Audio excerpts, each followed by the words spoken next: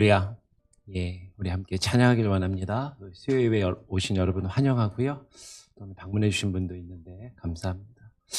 우리 같이 함께 찬양하죠. 제가 목이 조금 지금 감기 증상이 있어갖고 목소리가 좀 잘 안 나오는데 이해를 해주시고, 수요일에는 반주가 없습니다. 그래서 제가 기타를 치고 찬양하는데요. 그렇게 이해해 주시고, 우리 들풀에 깃든 사랑이라는 찬양입니다. 오늘 피었다 지는 들풀도 입히는 하나님, 우리 같이 한번 찬양하고 또 우리 수요 예배를 하나님께 올려드리기를 원합니다.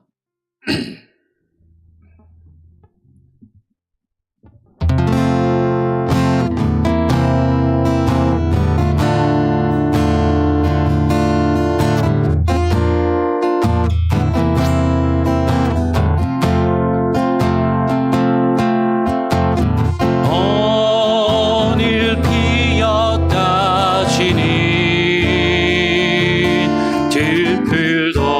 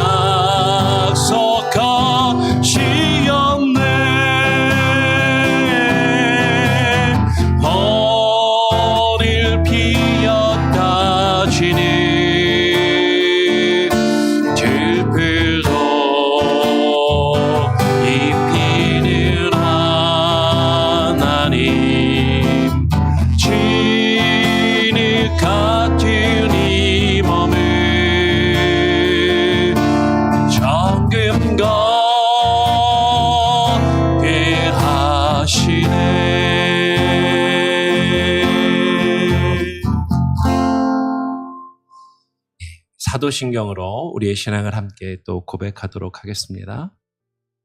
전능하사 천지를 만드신 하나님 아버지를 내가 믿사오며 그 외아들 우리 주 예수 그리스도를 믿사오니 이는 성령으로 잉태하사 동정녀 마리아에게 나시고 본디오 빌라도에게 고난을 받으사 십자가에 못 박혀 죽으시고 장사한 지 사흘 만에 죽은 자 가운데서 다시 살아나시며 하늘에 오르사 전능하신 하나님 우편에 앉아 계시다가 저리로서 산자와 죽은 자를 심판하러 오시리라.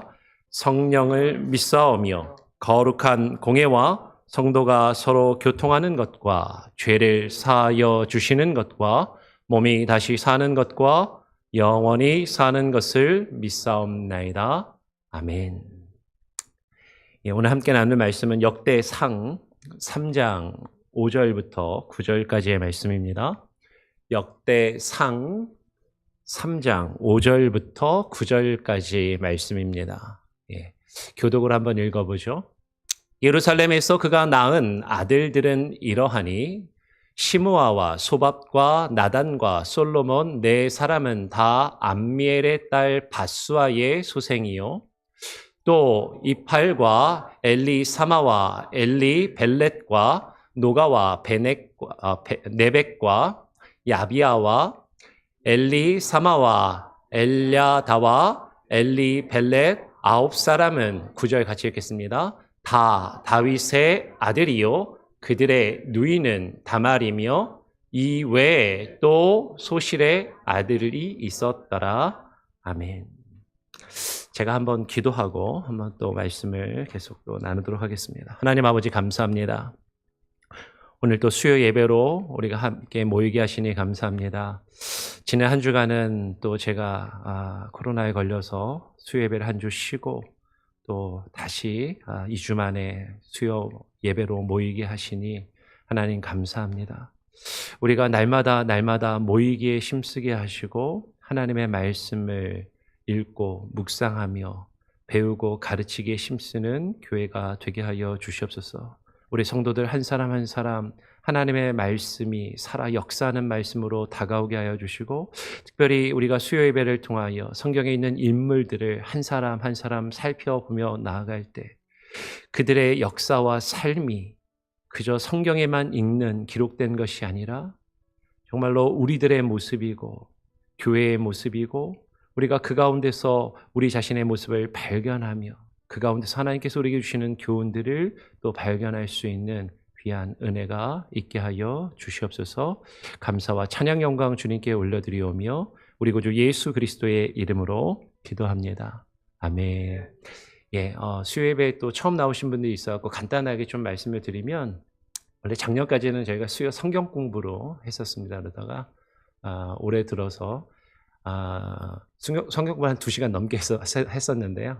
근데 이제 7시부터 1시간 예배 형식으로 우리가 예배를 드리고 예배 가운데 성경 인물을 한 사람씩 그 1시간에 쭉 그 인물의 일생과 중요한 내용들을 쭉 같이 한번 살펴보고 예배를 마친 이후에 우리가 친교실에서 간단하게 다과를 하면서 말씀 나누었던 것 중에서 같이 또 질문하고 대화하고 토론하는 시간을 한 짧으면 30분 이상 한 1시간 가까이 그렇게 또 교제를 하고 그렇게 또 돌아갑니다. 그래서 바쁘신 분들은 그냥 예배를 마치고 7시에 예배 시작하면 8시면 마치거든요. 8시에 바쁘시면 돌아가셔도 되고 시간이 허락되시는 분들은 오늘 함께 나눈 인물에 대해서 짧게 나누기 때문에 깊이 있게 나누지 못한 내용들을 또 같이 대화하고 또 질의응답을 하고 또 토론하는 그런 시간을 갖습니다. 그렇게 이해를 해주시면 좋겠습니다. 오늘은 우리가 벌써 50번째죠. 지혜의 왕 솔로몬에 대해서 같이 함께 한번 살펴보고 나누기를 원합니다. 솔로몬은 우리가 잘 아는 것처럼 너무나도 잘 아는 인물이죠.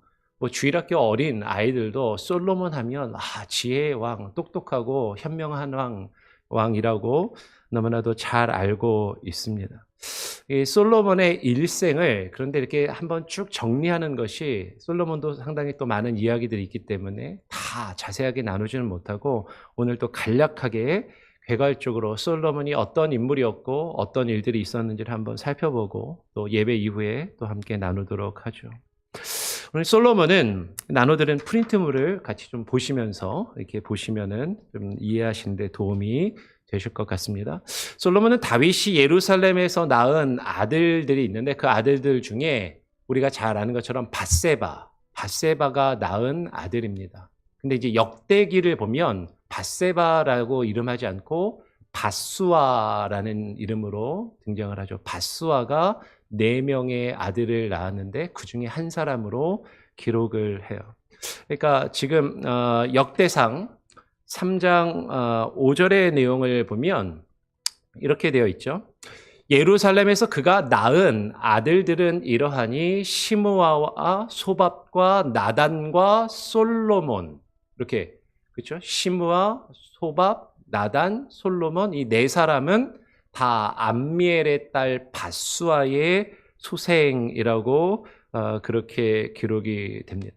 그러니까 역대상을 보면 역대상 3장 1절부터 4절까지를 보면 다윗이 헤브론에서 낳은 아들 6명의 이름이 등장을 하고요.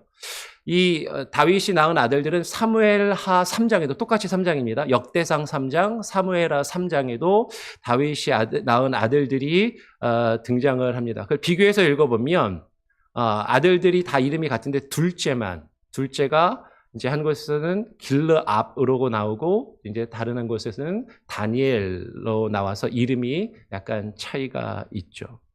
그 역대상 3장 5절부터 9절까지를 보면 헤브론에서 쉽게 말하면 다윗이 온 이스라엘의 왕이 되기 전에 우리가 지금까지 살펴보았던 것처럼 온 이스라엘의 왕이 되기 전에 헤브론에 있는 동안에만 낳은 아들이 6명이고 다윗이 남쪽 유다와 북이스라엘을 합쳐서 온 이스라엘의 왕이 되어서 예루살렘으로 올라가서 예루살렘을 점령하고 그 예루살렘에서 낳은 아들들의 이름이 역대상 3장 5절부터 9절까지 기록되어 있는데 여기에 내용을 보면 밧수아가 낳은 아들 4사람의 이름이 지금 우리가 읽은 것처럼 역대상 3장 5절에 기록되어 있고 이 외에 9명의 아들들이 예루살렘에서 낳았다라고 기록을 하고 이름이 등장하지 않는 그 외에 또 소실의 아들들이 있다라고 역대기는 그렇게 기록을 하는 거죠. 그러니까 역대기와 역대기상 3장과 사무엘하 3장의 내용을 종합해 보면 다윗이 7명의 아내에게서 4명 더하기 9명 더하기 그리고 헤브론에서 낳은 6명을 더하면 19명의 아들을 낳고요. 그 외에도 이름이 기록되지 않은 소실들의 아들이 더 있다 그러니까 적어도 자녀가 몇 명, 아들만 20명 이상인 거죠. 예, 그렇게 다윗이 아들들을 낳았다라고 그렇게 기록을 합니다. 그러면 다윗은 왜 이렇게 많은 자식을 낳았을까? 아내도 7명이나 되고 아들도 20명 이상이나 낳았단 말이죠. 이것은 아마도 우리가 앞에서도 살펴봤지만 다윗은 자신의 왕권을 강화하는 수단으로 결혼 제도를 사용했었고 그렇기 위해서 그 유력 가문의 딸들을 아내로 맞이하고 아들들을 낳은 것을 특별히 헤브론에서 낳은 아들들의 이름을 보면 그냥 아내 1명에 아들 1명밖에 이름이 기록되지 않은 것을 보면 그것이 좀 더 명확하게 보이는 것이죠. 그런데 밧세바가 낳은 아들은 4명이나 이름을 기록된 것을 보면 아마도 다윗이 밧세바를 좀 많이 아끼고 사랑하지 않았나 그런 생각이 좀 듭니다. 다윗이 우리아의 아내 밧세바를 범하여서 태어난 아이가 솔로몬인데 솔로몬이 첫째 아이는 아니었습니다. 우리가 잘 아는 것처럼 다윗이 우리아의 아내인 밧세바를 범하여서 죄를 짓고 낳은 첫 번째 아들은 다윗이 열심히 기도했지만 죽게 되죠. 사무엘하 12장을 보면 그 내용이 기록되어 있는데 12장 18절에 보면 이제 밧세바가 처음 낳은 아들은 죽게 돼요. 그리고 24절을 보면 이렇게 기록합니다. 다윗이 그의 아내 밧세바를 위로하고 그에게 들어가 그와 동침하였더니 그가 아들을 낳음에 그의 이름을 솔로몬이라 하니라라고 이야기하고 여호와께서 그를 솔로몬을 사랑하셨다라고 그렇게 이야기를 하는 것이죠. 다윗이 첫 번째 밧세바가 낳은 첫 번째 아들이 죽고 사무엘 하를 읽어보면 사무엘서를 보면 첫 번째 아들이 죽고 바로 뒤에 이어서 솔로몬이 태어난 것처럼 쉽게 말하면 밧세바가 낳은 두 번째 아들처럼 사무엘서는 그렇게 보이는 거죠. 그런데 우리가 아까 처음에 읽었던 역대기의 내용을 보면 밧세바가 아들을 몇 명 낳았어요? 4명을 낳은 것이 기록되고 있고 족보거든요. 족보에 나오는 이름의 순서는 중요합니다. 근데 솔로몬이 4번째로 이름이 기록되고 있는 거죠. 그러니까 첫 번째 아이는 이미 죽었다라고 생각이 되고 그리고 그 첫 번째 아이가 죽고 나서도 아들을 넷을 더 낳았는데 그 중에 4번째로 역대기에는 이름이 기록되고 있다라는 거죠. 이런 걸 보면 그러면 솔로몬은 밧세바가 낳은 두 번째 아들인가 네 번째 아들인가 역대기의 내용을 보면 네 번째 아들처럼 보여요. 근데 왜 사무엘서에는 그런 내용이 기록되어 있지 않을까? 성경은요 불필요한 내용은 불필요하거나 중요하지 않은 내용들은 과감하게 생략하고 중요한 부분은 매우 강조해서 그렇게 기록하고 있는 것을 보게 됩니다. 제가 설교를 통해서 여러 번 말씀을 드렸지만 성경 안에 굵직한 두 개의 역사관이 있는데 하나는 뭐냐면 사무엘서가 기록되어 있는 신명기 사관인 것이죠. 그 신명기 사관은 여호와 하나님이 우리의 왕이 되시고 그분이 우리를 통치하셔야 된다라는 주된 어떤 역사관이 쭉 흐르는 것이고 또 다른 중요한 역사관이 뭐냐면 하나는 역대기 사관인 것이죠. 역대기에 흐르는 사관이에요. 그 역대기는 다윗 왕가를 중심으로 해서 다윗 왕과의 정통성과 정당성을 강조하는 그런 역사관을 가지고 메시아에게까지 이르는 그 메시아의 계보를 강조하는 그런 어떤 역사관이 역대기에 기록되어 있다라는 거예요. 그러니까 지금 사무엘 하에서는 다윗의 연약함을 다윗의 정당성보다도 하나님 앞에 범죄한 다윗의 인간적인 모습을 있는 그대로 드러내며 강조하기 위해서 밧세바를 범하여서 아이를 낳고 첫 번째 아이는 죽고 그 다음에 솔로몬을 낳았다라는 것을 강조하고 있고 그러니까 신명기사가는 하나님이 중요하시고 다윗은 연약한 인간이다라는 걸 자꾸 보여주려고 하는 거죠. 이런 내용이 있는 것이고 역대기는 반대로 다윗 왕과의 정통성 그리고 다윗 왕의 어떤 그 뒤를 이은 솔로몬의 정통성을 강조하는 데 목적이 있다 보니까 역대기를 읽어보면 다윗이 밧세바를 범한 사건은 기록이 되고 있지 않아요. 그러니까 어떠한 역사관을 가지고 기록하느냐에 따라서 사무엘서에서는 더 강조하고 있고 생략된 부분들이 지금 역대기에서는 그것이 오히려 기록되고 있고 더 강조되고 있고 사무엘서에서 이야기한 부분들은 오히려 생략되고 있는 그런 내용들을 우리는 성경에서 볼 수가 있다라는 거죠. 이 부분에 대해서는 이따가 조금 더 시간이 되면 예배 마치고 함께 또 대화해 보도록 하겠습니다. 오늘 역대상 22장으로 넘어가게 되면 역대상 22장 6절에서 16절을 보면 다윗이 솔로몬을 불러서 여호와께서 이전에 자신에게 주신 명령을 전하고 이제 유언처럼 명령을 남기는 그런 내용이 역대상 22장에 기록되어 있습니다. 그 중에서 9절, 10절의 내용을 보면 그 다윗이 솔로몬에게 하나님이 자신에게 주신 말씀, 하나님의 말씀을 그대로 전하는 대목이 나오는 거죠. 다윗이 하는 말인데 하나님께 받은 말씀을 이렇게 다윗이 솔로몬에게 전합니다. 보라, 한 아들이 너에게서 나리니 하나님이 예전에 다윗에게 주셨던 말씀을 지금 다윗이 하고 있는 거예요. 한 아들이 너에게서 나리니 그는 온순한 사람이라 내가 그로 주변 모든 대적에게서 평온을 얻게 하리라. 그의 이름을 솔로몬이라 하리니 이는 내가 그의 생전에 평안과 안일함을 이스라엘에게 줄 것임이니라 라고 그렇게 이야기합니다. 그리고 이어서 10절은 이렇게 이야기해요. 10절 같이 한번 읽어볼까요? 시작. 그가 내 이름을 위하여 성전을 건축할지라. 그는 내 아들이 되고 나는 그의 아버지가 되어 그 나라 왕위를 이스라엘 위에 굳게 세워 영원까지 이르게 하리라 하셨나니. 지금 역대기를 아까 제가 말씀드렸잖아요. 역대기는요, 다윗 왕에게서 솔로몬에게로 이어지는 그 다윗 왕가의 정통성을 강조하고 있다는 거죠. 그러니까 지금 사무엘서에는 나타나지 않는데 역대기에는 지금 다윗이 이 말씀을 이전에 받았다라고 자기 스스로 이야기하면서 솔로몬에게 유언하는 장면이 역대기 22장에 기록되어 있어요. 근데 사무엘서에는 아까도 이야기한 것처럼 이 내용은 기록이 되지 않죠.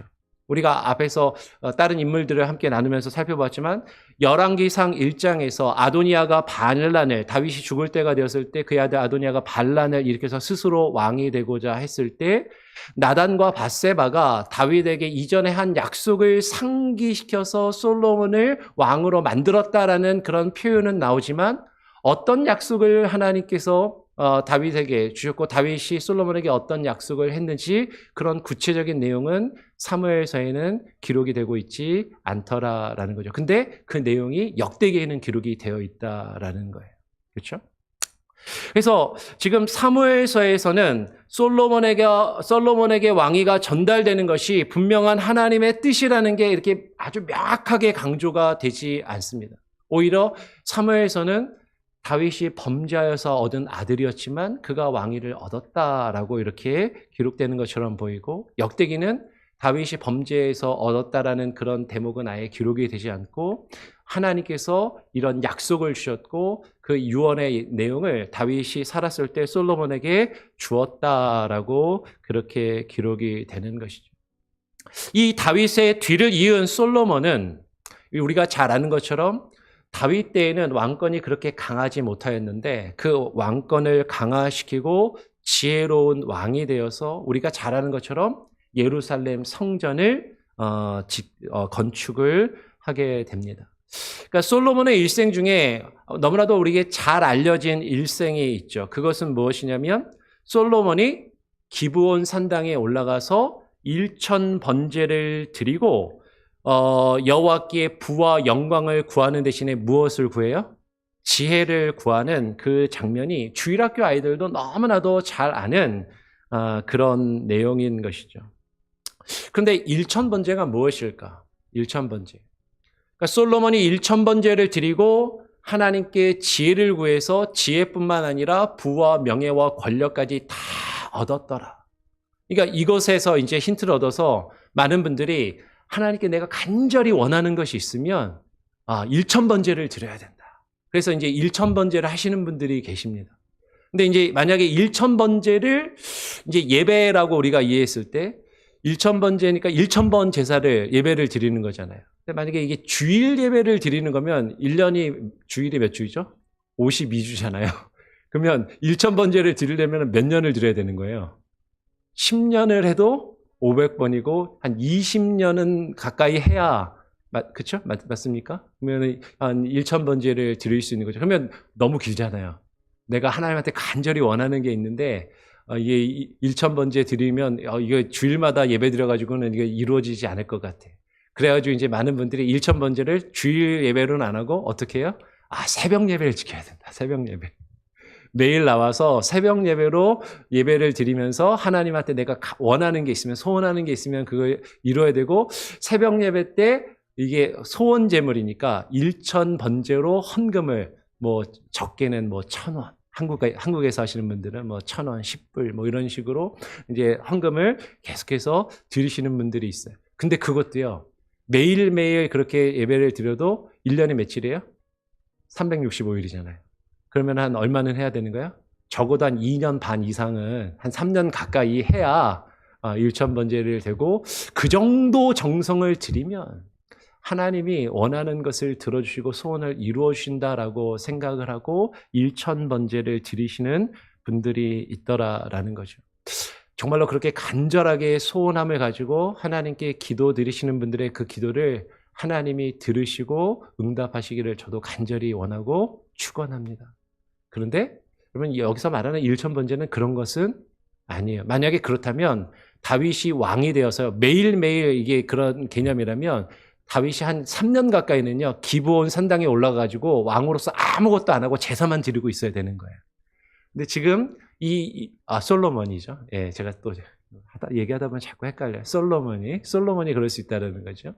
근데 여러분, 솔로몬이 1000번제를 드렸다는 건 매일매일 1000일 동안 제사를 드렸다는 것이 아니라 1000마리의 희생제물을 하나님께 드렸다라는 것이고, 이 1000마리라는 것은 엄청나게 많은 그 제물을 왕으로서 드릴 수 있는 최상의 예배를 하나님께 드렸다라는 그런 의미로 보는 것이 더 옳고 바람직하겠다라는 것이죠. 근데 그 솔로몬이 하나님 앞에 무엇을 구했는가? 오늘 사무엘 지금 제가 사무엘하 12장 27절에서 28절을 보면 이런 지금 제가 주소를 잘못 쓴 것 같아요. 역대하 1장 아마 11절 12절 같습니다. 위에를 잘못 적은 것 같습니다. 역대하 한번 찾아볼까요? 역대하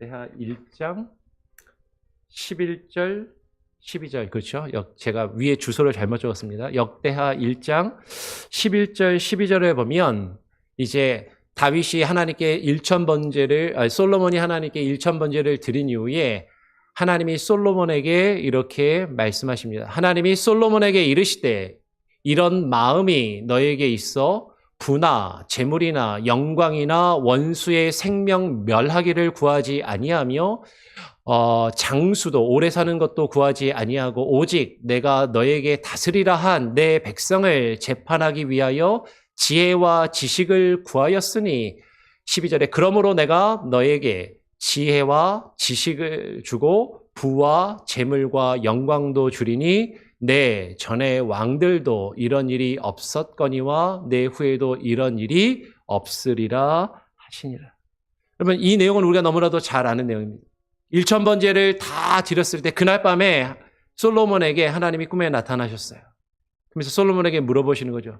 네가 나에게 무엇을 원하느냐? 네가 나에게 원하는 건 뭐든지 내가 다 들어주겠다라고 하나님께서 말씀하셨을 때 솔로몬이 구한 것은 오늘 기록된 것처럼 부나 물질이나 재물이나 영광이나 아니면 자신을 위협하는 원수의 생명을 거두어 달라고 멸하여 달라고 구하는 것도 아니었고 오래 살게 해달라고 장수를 구하는 것도 아니었고 오직 왕으로서 그 백성을 바르게 재판할 수 있는 그죠? 그 지혜와 지식을 달라라고 그렇게 구하였다라는 것이죠.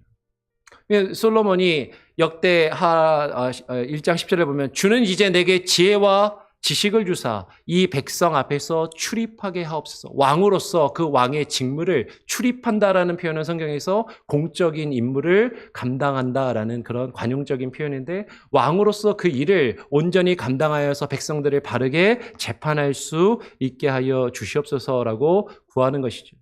열왕기상 3장 2절에서 15절을 보면 특별히 9절을 보면 듣는 마음을 종에게 주사 주의 백성을 재판하여 선악을 분별하게 하옵소서라고 그렇게 하나님께 구하는 그 내용이 기록되어 있다라는 거예요. 그러니까 이 내용을 이제 많은 분들이 아시고 자녀들에게 이제 이렇게 가르치시죠. 야, 기도 잘해야 돼. 기도 똑바로 해야 돼. 하나님한테 기도할 때 부나 명예나 권력이나 이런 걸 구하는 게 아니라 뭘 구해야 돼? 지혜를 구해. 지혜를 구하면 하나님이 부도 주시고 명예도 주시고 권력도 주시니까 현명하게 똑똑하게 기도하려면 부나 명예나 권력을 구하는 게 아니라 뭐만 구하면 된다? 지혜만 구하면 하나님이 다른 것도 다 주신다. 그렇게 자녀들에게 가르치고 또 이렇게 권면하시는 부모님들을 종종 보게 됩니다. 틀린 말은 아니에요. 그런데 이제 그 마음의 한편에는 어떤 게 있느냐면 사실 뭘 바라는 거예요? 부와 명예와 권력을 바라는데 부와 명예와 권력을 구하면 하나님이 그 중에 하나만 주실까 봐. 아니면은 하나님한테 그것만 구했다가 욕심으로 구하는 것처럼 보일까 봐. 그걸 바꾸는 싶은데 지혜를 구하면 하나님이 다 주시겠거니 라고 생각해서 자녀들에게 야, 부와 명예와 권력을 얻어야 되는데 그걸 얻으려면 지혜를 구하면 돼. 그렇게 가르치고 있는 것은 아닌가. 마치 옛날 얘기 중에 그런 거 있잖아요. 나무꾼이 나무하러 갔다가 도끼를 빠뜨렸어요. 그죠? 철도끼를 빠뜨렸는데 산신령이 나타나갖고 금도끼가 내 것이냐 은도끼가 내 것이냐 물었는데 다 내 것이 아니고 뭐가 제 것입니다? 철로 된 도끼가 제 것입니다 했더니 금도끼도 주고 은도끼도 주고 철도끼도 주었다라는 그런 이야기 아시죠? 그러니까 동네에 사는 욕심쟁이가 그 이야기를 듣고 이제 찾아갔습니다. 그리고 이제 뭘 구해요? 금도끼를 구했다가 거짓말한다고 자기 도끼도 못 찾아왔다라는 얘기 있잖아요. 그 소문을 또 그 옆 동네에 사는 다른 욕심쟁이가 듣고 가서 이번에는 이야기하는 거죠. 금도끼도 내 것이 아니고 철도끼도 은도끼도 내 것이 아니고 철도끼를 제 것이라 그랬는데 이제 산신령이 다른 철도끼를 내는 거죠. 그런데 생각 없이 그게 제 거라고 맞다라고 얘기했다가 거짓말이 들통났다는. 어쩌면 우리는 하나님한테 실제로 받고 싶은 건 따로 있는데 내가 얻기 원하는 것을 하나님을 감동시키기 위해서 하나님한테 내가 원하는 그 무언가를 얻어내기 위해서 1000번대도 하고 정성을 다해서 기도하고 금식 기도를 하기도 하고 하나님이 원하시는 대로 기도할 때도 이렇게 기도하면 하나님이 내 기도를 안 들어주실 수도 있으니까 지혜를 구해야지. 하나님의 나라와 의를 먼저 구해야지. 그리고 난 다음에 내가 원하는 걸 하나님께 달라고 하면 하나님이 다 들어주시지 않겠냐라고 그렇게 생각하면서 구하고 있지는 아니한가 하는 것이죠. 그런데 오늘 우리는 솔로몬에게서 한 가지 교훈을 배울 수 있습니다. 솔로몬이 지혜를 하나님께 구하고 하나님께서 그에게 부와 명예와 권력을 주셨어요. 얼마나 주셨냐면 열왕기상 2장 12절을 보면 이렇게 기록합니다. 솔로몬이 그의 아버지 다윗의 왕위에 앉으니 그의 나라가 어떻게 됐어요? 심히 견고하게 되었다라고 이야기를 합니다. 역대하 1장 1절에도 솔로몬의 왕위가 견고해졌다라고 이야기를 하고 역대하 1장 13절에서 17절에 보면 얼마나 그 솔로몬이 누렸던 부와 명예와 권력이 컸는지를 이야기하는데 솔로몬의 통치 기간에 병거와 마병과 솔로몬의 부가 얼마나 큰지를 이야기를 하고 있다라는 것이죠. 역대상 10장 14절에서 29절에도 보면 솔로몬이 엄청난 부와 재산을 누렸다라고 이야기를 하면서 1400대의 병거와 12,000의 마병을 거느렸다라고 그렇게 이야기를 하는 것이죠. 이게 얼마나 많은 양이냐면요. 수많은 역사학자들은요. 이거는 불가능하다. 왜냐하면 우리가 성경 공부하면서 여러 번 말씀을 드렸지만 다윗 때까지만 해도 이스라엘 백성들이 뭐를 다루지 못했어요? 철을 다루는 기술이 없었거든요.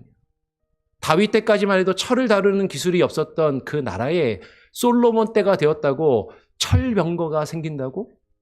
그것도 병거가 얼마였다고요? 1400대의 병거와 그 철병거를 끄는 말과 그 마병이 12,000이나 됐다고. 이거는 그 당시에 말 안 타고 다녔거든요. 압살롬이 못 타고 가다가 머리가 걸렸어요. 나귀 타고 가다가 그 상수나무에 머리가 걸렸잖아요. 그러니까 왕족이라 할지라도 말이 귀했기 때문에 말을 쉽게 타지 못했는데 어떻게 말을 이렇게 많이 가질 수 있냐. 역사학자들은 사실 이 성경의 내용을 의심하고 부인하는 사람들도 있더라라는 것이죠. 근데 성경은 분명하게 이야기해요. 솔로몬이 이런 엄청난 부와 명예와 권력을 누렸다라는 거죠. 우리 부럽잖아요. 우리도 이걸 갖고 싶잖아요. 그러니까 많은 사람들이 스스로 기도할 때도 그렇고 자녀들한테 가르칠 때도 그렇고 부와 명예와 권력을 얻고 싶으면 하나님한테 뭘 구해? 지혜를 구해. 그렇게 이야기하는데 정말로 그 마음의 중심은 뭘 원하고 있느냐라는 거죠. 솔로몬이 가진 그 부와 명예와 권력을 원하여서 우리는 그렇게 기도하고 그렇게 그것을 추구하고 있지는 아니한가 하는 것이죠. 그런데 성경은 우리에게 이렇게 증거합니다. 우리 누가복음 12장 27절의 말씀을 같이 한번 한 목소리로 한번 읽어보면 좋겠습니다. 시작. 백합화를 생각하여 보아라. 실로 만들지도 않고 짜지도 아니하느니라. 그러나 내가 너희에게 말하노니 솔로몬의 모든 영광으로도 입은 것이 이 꽃 하나만큼 훌륭하지 못하였느니라. 우리 주님께서, 예수님께서 하신 말씀입니다. 들의 백합화를 보아라. 그 들의 백합화를 생각해봐라. 그 백합은 길쌈을 매지도 않고 실을 스스로 만들지도 않고 짜지도 않고 옷감을 짜지도 않는데도 저렇게 아름다운 옷으로 하나님께서 입히시는데, 근데 이 꽃의 아름다움이 솔로몬의 모든 영광으로도 입은 것보다도 더 아름답고 훌륭하지 아니하냐. 솔로몬의 영광도 이 꽃의 아름다움에 미치지 못하고 그것에 비하면, 하나님이 주신 그 아름다움에 비하면 아무것도 아니다라고 그렇게 말씀을 하고 계시는 것이죠. 여러분, 우리는 무엇을 하나님께 구해야 되는가? 솔로몬이 누렸던 부와 명예와 권력을 구하는 것이 아니라, 사실은 솔로몬이 하나님께서 그에게 주신 그 사명과 직분과 그 역할을 바르게 감당할 수 있는 그 지혜, 하나님의 뜻을 깨닫고 분별하며 그 뜻을 이루어가는, 그것을 통하여 하나님의 영광을 바라보고 하나님의 영광을 체험하고 하나님께 영광을 올려드리는, 그것이 얼마나 큰 은혜인지, 그것을 구하고 그것을 누릴 수 있는 그 참된 복이 저와 여러분에게 있기를 간절히 소원하고 축원합니다. 오늘 솔로몬은요, 그렇게 엄청난 부와 명예를 누렸어요.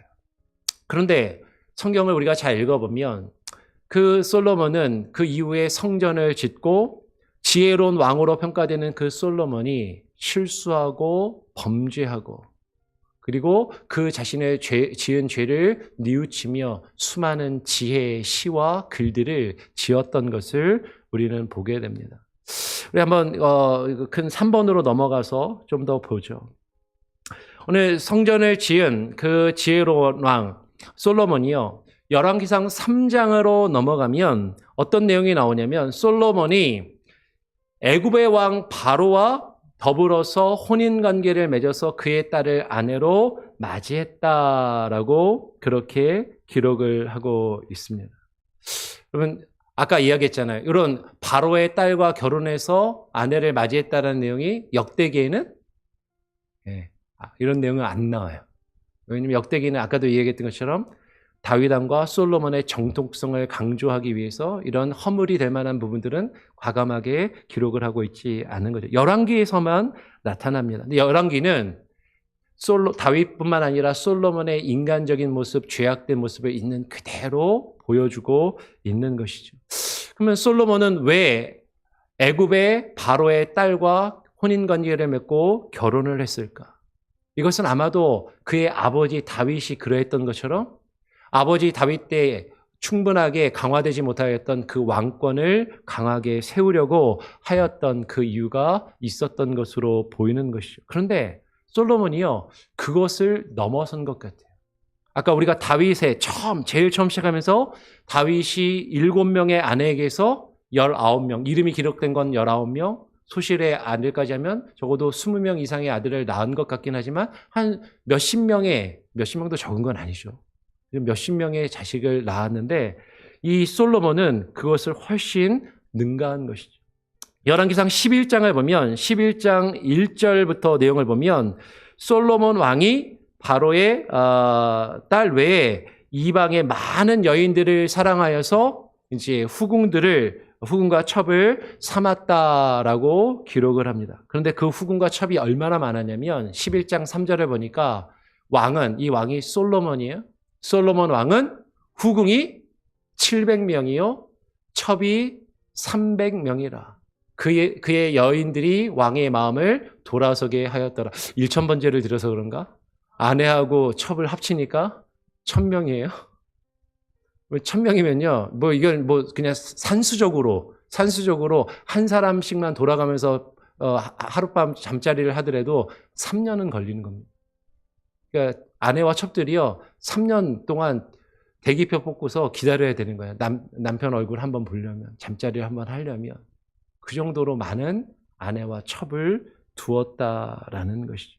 어쩌면 이 다윗은요, 이 솔로몬은 아버지 다윗이 했던 것을 넘어서서 자신의 왕권을 강화시키려는 것 그 이상으로 어쩌면 쾌락과 즐거움을 추구했던 것으로 보이기도 한다라는 것이죠. 근데 더 중요한 문제는 오늘 4절에 뭐라고 이야기를 해요?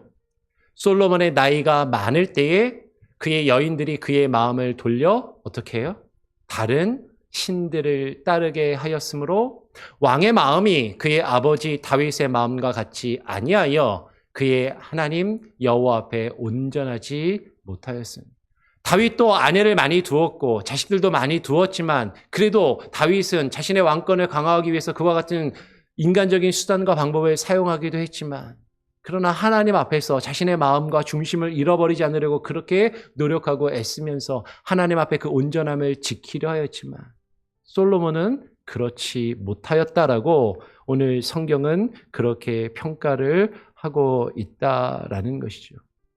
솔로몬이 이와 같은 죄를 지으니까 오늘 열왕기상 11장 9절로 넘어가면 하나님께서 솔로몬에게 뭐라고 말씀을 하시냐면 솔로몬의 마음을 돌려 이스라엘의 하나님 여호와를 떠남으로 여호와께서 그에게 진노하셨다라고 이야기를 합니다. 그리고 이어서 11절에 이렇게 말씀하시는 것이죠. 여호와께서 솔로몬에게 말씀하시되 내가 이러한 일이 너에게 이러한 일이 있었고 또 내가 내 언약과 내가 너에게 명령한 법도를 지키지 아니하였으니 내가 반드시 이 나라를 너에게서 빼앗아 너희의 신하에게 주리라라고 그렇게 말씀하시더라라는 거예요. 그런데 너의 아버지 다윗을 생각했어. 너의 아버지 다윗을 위하여 솔로몬 너의 세대에는 네가 살았을 때에는 이 일을 행하지 않고 너의 아들의 손에서 빼앗으리라. 실제로 역사적으로 솔로몬의 아들 어떻게 돼요? 르호보암 때 여로보암과 르호보암으로 북이스라엘과 남유다로 이스라엘이 갈라지고 쪼개지는 그런 일이 실제로 벌어지게 되더라라는 것이죠. 여러분 지금 솔로몬은요, 예. 제가 지금 앞에 그 3번을 2번에 3번을 좀 건너뛰었군요. 예, 지금 얘기하다 보니까. 예. 솔로몬이 다윗에게서 설계도를 받아가지고 성전을 건축했다라는 장면을 제가 좀 건너뛴 것 같아요. 2번에 3번. 잠깐 다시 한번 돌아가서 그 부분을 조금 보고 돌아오죠. 역대하 28장 11절을 보면 다시 한번 잠시 보겠습니다. 역대하 28장 11절에 다윗이 성전의 그 설계도를 그의 아들 솔로몬에게 주고 솔로몬이 그 성전을 건축하도록 격려하는 장면이 열왕기상 28장에 나오고 그리고 열왕기상에도 5장과 8장의 내용을 쭉 이제 이어져서 솔로몬이 성전을 건축하는데 어떻게 건축을 했냐면 이방의 왕인 두로왕 히람에게서 성전에 건축한 필요한 재료들과 기술자들을 다 고용해서 예루살렘 성전을 건축했다라고 그렇게 기록을 합니다. 그러니까 지난번에 우리 설교할 때 이스라엘의 진영을 더럽히지 말라라고 하면서 이 두로왕이 거짓된 무역을 통하여서 그 너의 성소를 더럽힌 그것을 이야기하는 대목을 이야기했는데 아니 왜 이스라엘의 진영을 더럽히지 말라고 하면서 두로왕 이야기를 하냐라고 이제 그게 이해가 안 된다라고 질문하신 우리 분이 한 분 계셨었는데 성도님 중에 근데 그 설교 중에 그걸 얘기할 때는 두로왕에 대해서 이야기하려는 게 아니라 무엇이 진영을 더럽히느냐 이제 그것을 거짓된 무역과 욕심이 더럽힐 수 있다는 걸 이야기하기 위한 것이었지만 실제로 역사적으로 보면 두로왕이 예루살렘 성전을 건축했다라는 거죠. 두로왕이 무역을 통해서 예루살렘의 성전의 건축에 필요한 그 재료들을 다 이제 준비를 하고 기술자들을 보내어서 실제로 열왕기상을 보면 두로왕 히람이 예루살렘 성전을 건축했다라고 이야기를 합니다. 그러니까 어떤 의미냐면 그 열왕기서는요 아까도 이야기했던 것처럼 하나님께서 왕이 되시고 하나님은 사람이 지은 집에 거하실 수 없다라는 것을 강조하고자 하는 것이에요. 솔로몬이 지은 그 성전도 하나님이 거하실 만한 그런 집이 되지 못하고 솔로몬이 하나님의 성전을 지은 것이 잘못된 방법으로 지었다라고 이야기하는 것처럼 보인다라는 거죠. 이방의 왕을 통해서. 그리고 그 솔로몬이 예루살렘 성전을 다 지은 다음에 이 두로왕 히람이 성전을 지은 대가로 이스라엘의 몇 성읍을 받는데 그게 마음에 들지 않아서 솔로몬과 다투는 장면도 기록이 되는 것이죠. 욕심을 따라 흥정을 하며 하나님의 성전을 지은 그런 장면이 기록되어 있더라라는 거예요. 어쨌든 솔로몬은 다윗 왕이 역대기에서는 다윗 왕에게서 그 설계도를 받아서 하나님의 뜻에 따라서 성전을 지었다라는 것을 역대기는 강조하고 있고, 열왕기서는 솔로몬이 하나님이 거할 수 없는 인간적인 방법으로 성전을 지었다라고 이야기하는 것처럼 보이더라라는 거죠. 그러면서 사도행전 7장 47절은 분명히 이렇게 이야기를 합니다. 솔로몬이 그를 위하여 집을 지었느니라. 하나님을 위하여 집을 지었는데 그러나 지극히 높으신 이는 손으로 지은 곳에 계시지 아니하시나니 선지자가 말한 바 주께서 이르시되 하늘은 나의 보좌요 땅은 나의 발등상이니 너희가 나를 위하여 무슨 집을 짓겠으며 나의 안식할 처소가 어디 있느냐. 하나님은 사실 그 성전을 지어달라고 요구하신 적도 없고 그 성전을 바라시지 않고 사람이 지은 그 성전에 거할 수 없다라고 이야기하는 것이 신명기적인 사관이고 그 맥락을 지금 사도행전도 그대로 이어받고 있다라는 것이. 역대기는 좀 관점이 다릅니다. 역대기는 하나님께서 그 설계도를 다윗에게 주셨고 다윗이 그것을 솔로몬에게 전해주어서 솔로몬이 다윗이 받은 그 설계도대로 성전을 지었다라고 그렇게 이야기를 하는 것이죠. 그리고 그 성전을 건축하고 여호와의 언약궤를 그 회막에 있었던 성막에 있던 언약궤를 초막절에 메어서 솔로몬이 예루살렘 성전에 드리는 장면이 열왕기상 8장에 기록되어 있죠. 이렇게 솔로몬은 하나님의 거하시는 성전을 지은 사람이었어요.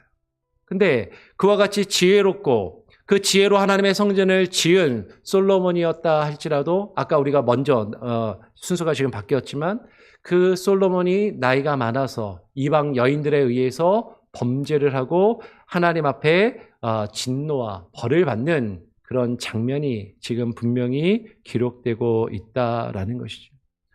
솔로몬과 같이 지혜롭고 그 지혜로 성전을 지은 엄청난 사역과 일들을 행하였지만 근데 그가 범죄하였을 때 하나님은 역시 그에게 진노하시고 그 죄값을 치르게 하시더라라는 것이죠.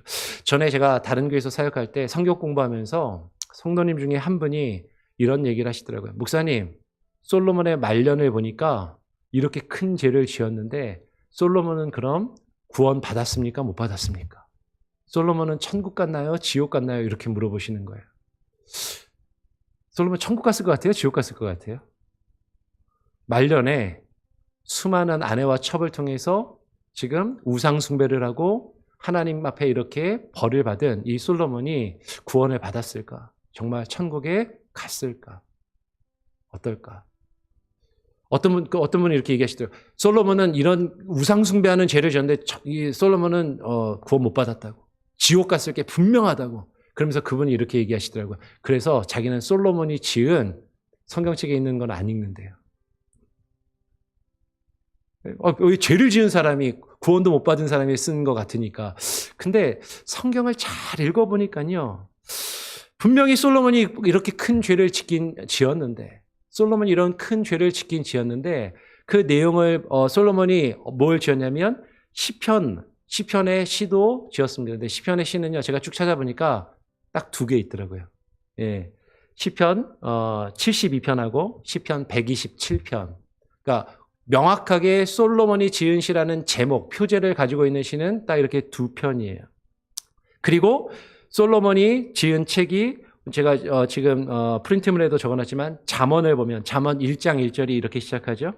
다윗의 아들 이스라엘 왕 솔로몬의 잠언이라. 근데 이 잠언은 솔로몬이 노년에 지은 글로 보이는 거죠. 그리고 아가서 1장 1절을 보면 솔로몬의 아가라. 제가 3년 전이죠 벌써 교회 처음 와가지고 성경 읽고 이렇게 하면서 그때도 이제 아가서를 나누면서 얼핏 말씀을 드린 적이 있는데 아가서를 해석하는 방법에 따라서 이 솔로몬의 아가서에 등장하는 주인공이 술람미 여인이 사랑한 대상이 솔로몬이냐 아니면 목자냐, 목자가 솔로몬이냐 아니냐 이제 여기에 대해서 해석이 다를 수 있는데 제가 가지고 있는 해석이나 읽기는 솔로몬이 술람미 여인을 억지로 끌어와서 아내로 삼으려고 하는 그 장면을 아가서가 기록하고 있고 솔로몬에게 강제로 시집온 술람미 여인이 사랑하던 목동을 그리워하면서 지은 것이 아가서로 보인다라고 말씀을 드렸어요. 만약에 그렇게 읽게 되면 여러분 이 솔로몬은 자신의 노년에 자신이 수많은 아내와 첩들을 강제로 들인 그것을 후회하면서 이 아가서를 지은 것이 아닌가 그렇게 생각이 되기도 하는 것이죠. 전도서 1장 1절에도 다윗의 아들 예루살렘 왕 전도자의 말씀이다라고 그렇게 기록을 합니다. 뭘 얘기를 하려고 하냐면요. 솔로몬이 하나님 앞에 엄청나게 큰 죄를 지었습니다. 그렇죠? 근데 아까도 이야기했던 것처럼 이 이야기는 어디에만 기록되어 있어요? 사무엘에만 기록되어 있고 역대기에는 기록이 안 돼 있어요. 수많은 첩들을 들여서 우상 숭배를 했다는 얘기는 역대기에는 기록이 안 됩니다. 그냥 유추를 해보면 솔로몬이 그 죄를 짓고 죽기 전에 하나님 앞에 회개하고 뉘우친 것처럼 보여요. 그리고 자신이 깨달은 그 지혜와 교훈을 잠언과 전도서와 아가서에 기록한 것으로 보인다라는 것이죠. 그러면 우리는 여기서 이것을 한번 생각해 볼 수 있겠죠. 솔로몬이 엄청난 죄를 짓고 그 죄와 연약함이 그의 업적과 공적을 다 없애고도 남을 만한 것이지만 근데 하나님이 그에게 은혜를 주시고 솔로몬이 회개하고 뉘우쳐서 그가 하나님께서 주신 그 지혜를 기록한 글들이 어디에 기록되게 하셨어요? 성경에 기록되게 하시고 그 말씀을 지금 오늘 우리에게도 그 말씀이 주어져서 우리는 읽고 있다라는 것이죠. 여러분 어쩌면 하나님의 말씀을 전하는 사람, 하나님의 말씀을 전하는 사람은요 아무것도 아닙니다. 목사도요 죄 지을 수 있어요. 목사도 실수할 수 있고 범죄할 수 있습니다. 근데 많은 분들이 목사가 실수하면 시험에 들더라고요. 목사가 잘못하면 시험에 들어서 하나님에 대한 믿음까지도 흔들리더라고요. 여러분 말씀을 전하는 사람의 연약함이 하나님의 말씀의 영광과 그 뜻을 결코 가리울 수 없습니다. 하나님은 더 크신 분이시고 하나님의 은혜와 그 영광은 더욱더 크시기 때문인 것이죠. 전하는 자가 부족할지라도 그가 회개하고 뉘우침으로 하나님의 말씀을 증거하고 그것을 기록하였을 때 그 말씀이 성경에 기록되어 보존되게 하시고 오늘날 우리가 그것을 읽고 교훈을 얻고 하나님의 뜻을 발견하게 하시는 것처럼 여러분 말씀을 전하는 앞에 있는 연약한 사람의 모습이나 사람의 모습을 보지 말고 하나님의 말씀 그 자체를 바라보시고 주목할 수 있는 여러분이 되시기를 간절히 소원하고 축원합니다. 마지막으로 성경 한 구절 읽고 오늘 말씀을 마치죠. 마태복음 12장 42절의 말씀입니다. 같이 한번 읽어볼까요? 시작. 심판 때에 남방 여왕이 일어나 이 세대의 사람을 정죄하리니 이는 그가 솔로몬의 지혜로운 말을 들으려고 땅 끝에서 왔음이거니와 솔로몬보다 더 큰 이가 여기 있느니라. 그러면 솔로몬이 이렇게 연약한 사람이었고 하나님 앞에 범죄한 사람이었지만 많은 사람들이 특별히 남방의 여왕이 그 솔로몬의 지혜로운 말을 그 하나님의 말씀을 듣기 위해서 땅 끝에서부터 그를 찾아왔다라고 이야기를 하고 있는 것이죠. 그런데 지금 이 말씀은 누가 하시는 말이냐면 예수님이 하시는데요. 그 솔로몬보다 더 큰 이가 여기에 있다. 솔로몬보다 더 큰 이가 누구시죠? 예수 그리스도. 주님의 말씀이 우리 가운데 주어졌다라는 것이죠. 솔로몬보다 더 큰 이가 주의 나라와 주의 의를, 주의 말씀을 우리에게 증거하고 계십니다. 그분의 말씀을 들으시기를 사모하시고 듣고 배우며 그 말씀이 우리에게 주시는 참된 교훈을 따라 하나님의 뜻 안에 거하여 살아갈 수 있는 저와 여러분이 될 수 있기를 간절히 소원하고 축원합니다. 아멘. 예, 우리 아까 불렀던 찬양 다시 한번 불러보고 기도하는 시간을 갖도록 하겠습니다. 우리 아까 불렀던 찬양, 우리 솔로몬의 이야기를 기억하면서요. 우리 오늘 피었다 지는 들풀도 입히는 하나님, 다시 한번 같이 한번 찬양하고 우리 같이 함께 기도하는 그런 시간을 갖기를 원합니다.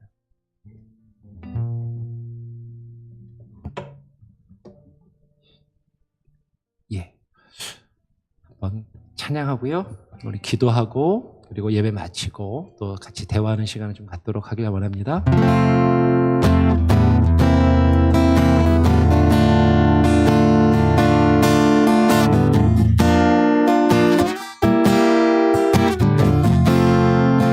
오늘 피었다 지는 오늘 피었다 지는 들풀로 입히는 하나님 진흙 같은 이 몸을 정금과 푸른 하늘을 나는 푸른 하늘을 나는 새들로 먹이는 하나님 하물며 으리랴 염려 필요 없네 우리 마음속 깊은 우리 마음속 깊은 그곳에 영원을 내리신 주 주는 이기시 영원한 생명을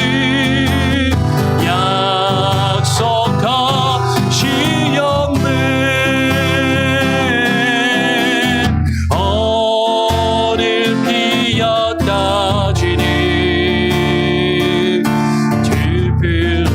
들풀로 입히는 하나님 진흙 같은 이 몸을 정금과 개하시네 우리 같이 한번 기도하기를 원합니다.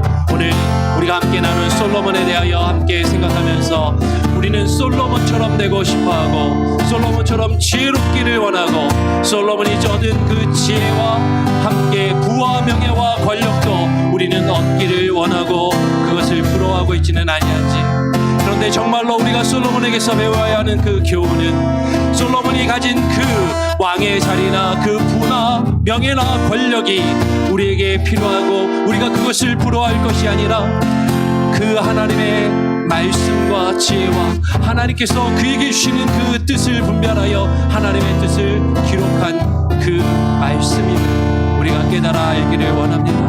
솔로몬도 연약하여 범죄하고 실수하였지만 우리도 솔로몬처럼 연약하여 실수하고 범죄할 때가 있지만 그러나 우리가 주님 앞에 뉘우치고 우리가 하나님 앞에 회개하며 자복할 때 하나님은 우리를 통하여 하나님의 말씀이 증거되게 하시고 하나님의 뜻을 이루어 가실 줄 믿습니다. 정말로 하나님 앞에 오늘 솔로몬을 통하여 우리가 배운 교훈들을 생각하며 합심하여 함께 기도하기를 원합니다. 같이 함께 기도하겠습니다. 기도합니다.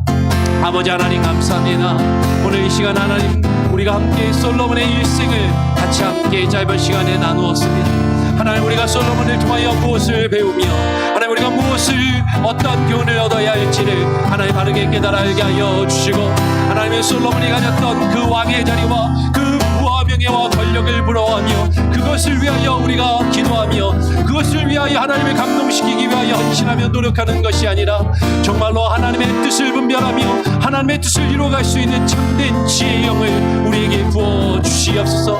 때로는 때로는 범죄할지라도 하나님 앞에 하나님의 뜻을 구하며 주의 영광을 구하며 하나님이 우리를 통하여 일하실 그 일들을 바라보며 나가는 귀한 은혜가 있게 하여 주시고, 하나님은 솔로몬과 같이, 하나님이 아니 그의 아버지 다윗과 같이 하나님 앞에 온전한 모습으로 하나님의 뜻을 구하며 주의 일들이 이루어가는 귀한 은혜가 있게 하여 주시옵소서. 주만 바라보며 주님 앞에 간구합니다.